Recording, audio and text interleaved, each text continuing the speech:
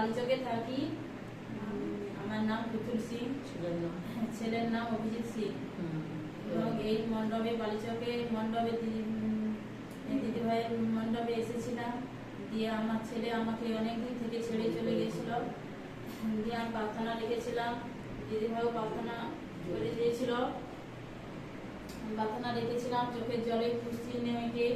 আমি আমার সন্তানের জন্য প্রার্থনা রেখেছিলাম, প্রভু এই সন্তানকে তুমি তো মহিমা পাবে, তুমি তো আনবে প্রভু।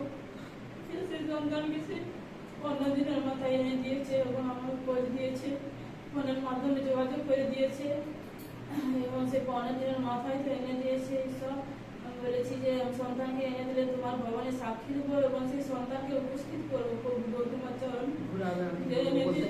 তাই মহান ঈশ্বরকে অসংখ্য ধন্যবাদ দিই এবং সবাইকে ধন্যবাদ।